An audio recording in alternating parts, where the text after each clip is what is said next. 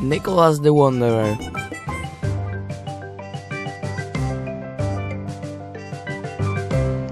Beginning of November in Poland. Autumn rain. And here we are on a plane, heading towards a certain magical island. We are approaching the airport in Madeira. This airport is considered dangerous, as it experienced 2 major and 1 minor aviation disasters in the 70s. A total of 170 people died, but since then the runway has been significantly extended. The structure is supported by 180 artificial pillars, extending the runway by over a kilometer. Madeira is a small but incredible island, suspended between the ocean and the clouds. Coastal desert cliffs, neighbor peaks resembling green-tipped needles. In the morning, they are often basked in the sun, while in the afternoon they hide in the clouds. The coastal cliffs have withstood centuries of the ocean storms.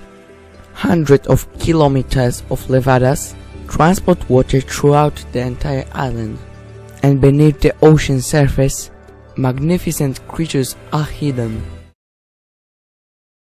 We are setting off on our first excursion. Although we won't surpass an altitude of 100 meters above sea level, walking along the Saint Lawrence Peninsula is like a mountain hike. It's one of Madeira's most popular attractions. We quickly reach a small pass with a viewpoint. The view is like a Windows wallpaper. Numerous picturesque rocks jut out from the Atlantic Ocean. Unlike the rest of the island, this area is almost entirely desert-like. The trail winds through narrow passages up and down. Although the path is comfortable, it wouldn't hurt to wear hiking boots in these mountains. If someone has a fear of heights, they may feel uneasy in a few places. But then, why did it came to Madeira in the first place? We arrive at the Casa de Sardinia, a small cafe and nature conservation point. Every now and then, a plane flies overhead, as we are on the approach road to the airport. One can spend time here under the palms, listening to the canary bird song, but it smells a bit, because there are many people and limited sewage treatment. Further on, the trail is under renovation, but the Madeiran Portuguese people are not too demanding, and no one here makes a fuss. A small peak marks the end of the peninsula. Beyond that, there is only a chain of small islets. More precisely, small islands close by, and 40 kilometers away, the second inhabited island of the Madeira archipelago, Porto Santo. The length of our route today, round trip, is about 8 kilometers, with a total ascent of around 420 meters. So it's a mountain hike. It's worth coming here on a slightly cloudy day because there is no shade. The next morning we report to the Queimadas Forest Park, located on the northern slopes of the mountains. The beautiful thatched cottages conceal a shop, tourist center and accommodation base. The park area has a park-like vibe, with something akin to mini zoo. Beware of the domestic birds living near the ponds. They might peck you.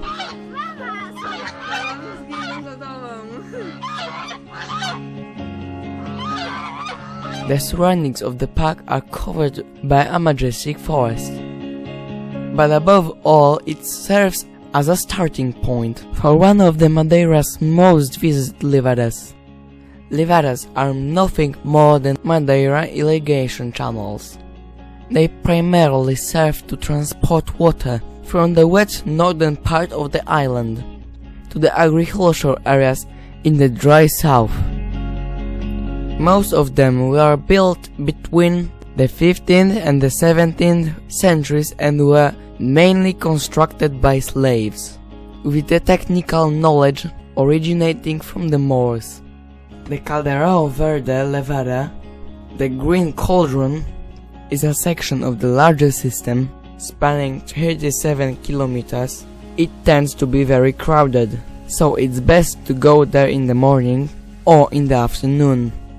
Definitely not around 10 or 11 when coaches unload mass tours here. Initially, most sections of the trail lead through a wide path in the lush forest. After some time, we come across the first tunnel. It's very short, and we can manage to pass through it with a mobile phone. However, it's best to have a headlamp or flashlight. In this part of Levada, there aren't really any long tunnels. The longest tunnel on the island, which is over 5 kilometers in length, is not accessible to tourists. The accessible one has about a kilometer. So when considering levadas in Madeira, it's advisable to bring a reliable flashlight. We continue along a narrow ledge that encloses the canal with the deep valley opening up to the right. Below us are cliffs, but fortunately, the edge is securely protected. Fish, and quite large ones at that, live in the levadas. The section to the Green Cauldron is 8 kilometers in length, making it a 16 kilometer round trip. Some sources claim it's 12 kilometers, but it's just an optimistic version for tourists. The Green Cauldron is an incredible picturesque valley with a waterfall and a small lake. The waterfall is said to be 100 meters high, but you know, this tourist dilation might make it more like 70 meters. Nonetheless, this place is truly wonderful. It's time to start heading back. The entire excursion will take us about 4 hours. This is what proper passing on the levadas should look like. The return path may become a bit tedious, but there are few levadas where you don't have to retrace the same route.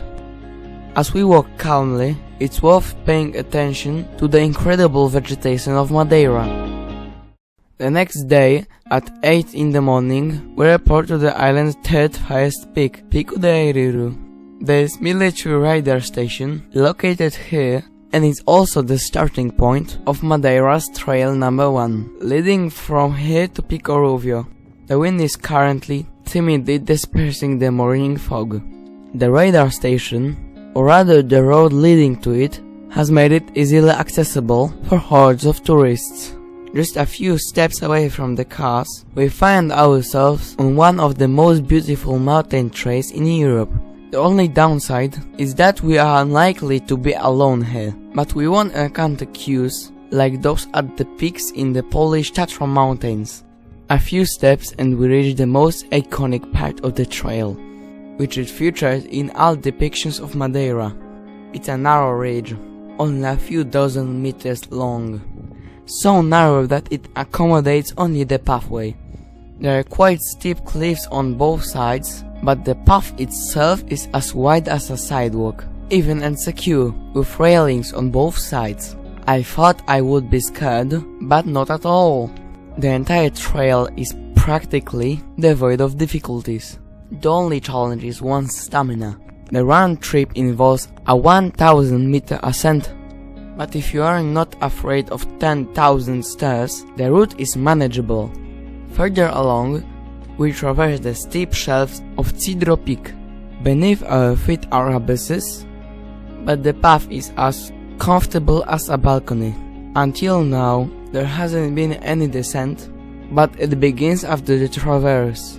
And that's the real challenge, going back uphill. If we had transportation from the other end of the trail, it would make things much easier, but we have to return. We descend to the first tunnel, and the views continue to take our breath away. We came across a flock of interesting birds. They are quite large and not particularly afraid of humans. These are wild, red-legged partridges. We take a quick break to capture some shots of the animals and enter the first tunnel. In reality, there are two trails leading further from here, converging before Pico Ruivo peak. The shorter one goes through tunnels, and the second one is more cliff-like, circling around the mountain. It would be fitting to create a nice loop, but unfortunately, the latter has been closed for years. The nature is slightly different from the Alps. The trail continues with alternating beautiful traverses on rocks and tunnels.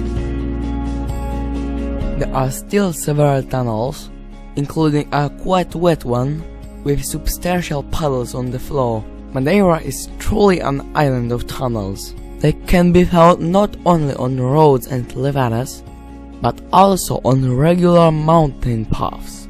Only from a distance can you see that the path is carved into a massive wall. We are approaching the lowest point of the trail between the peaks. The weather in Madeira is very changeable, and in the afternoons, the mountains are often immersed in clouds. Sometimes only the highest peaks stick out from the clouds, and now the clouds have found us, so we decide to head back. Along the way, we still admire the Madeira Valley from the viewpoint Niho de Manta, and make our way back to the radar ball. We will conquer Pico Ruivo by a different route, and it's just a descent through the clouds left. To reach the highest peak of Madeira, we'll take a slightly shorter, faster and much easier path from the parking lot located at almost 1600 meters above sea level. A comfortable promenade leads us to the summit. No wonder there are many tour buses here. The entire ascent is about 300 meters in elevation and takes no more than an hour. There is a mountain shelter near the summit. Smells from the crowded toilets spread everywhere, making it unappealing to enjoy a coffee with a cookie on the shelter's terrace. I'm on the rooftop of Madeira. Pico Ruivo Peak, also known as a Red Peak, stands at 1862 meters above sea level. It's not the Alps, but let's remember that these mountains rise straight from the sea, and their true base is 2.5 kilometers beneath the ocean surface.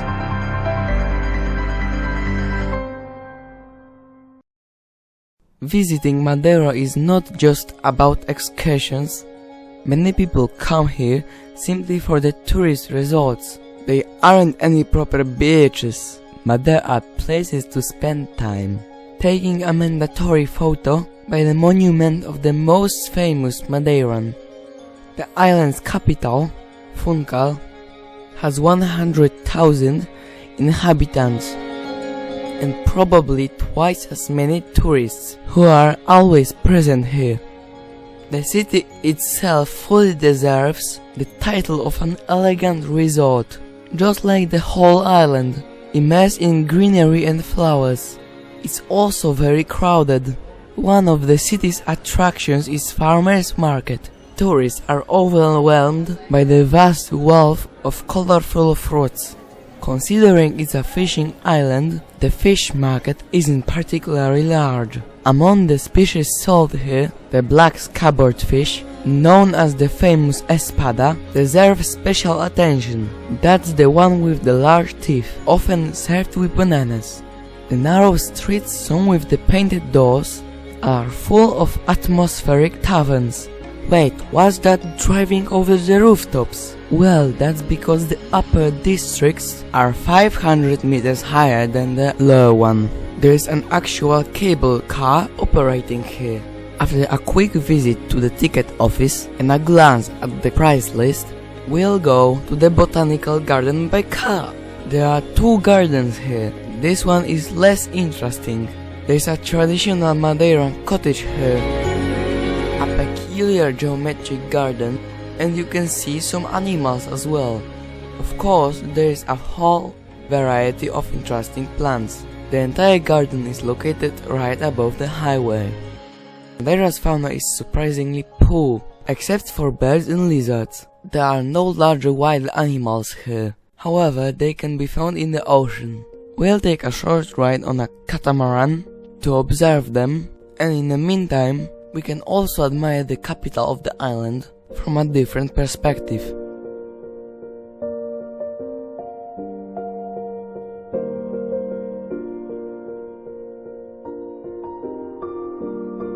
Oh, look, that boat isn't just sitting there for no reason. A whole herd of dolphins, and quite rare, bottlenose dolphins. The dolphins are playing within arm's reach. It seems like they are showing off, especially for us. We can't stay here for more than 10 minutes, so as not to disturb the animals, and so that the boat owner doesn't lose their license. We continue sailing. Unfortunately, from a distance, against the backdrop of the airport and the Saint Lawrence Peninsula, we can admire the pilot whales, which are actually dolphins, but mistakenly called whales in English.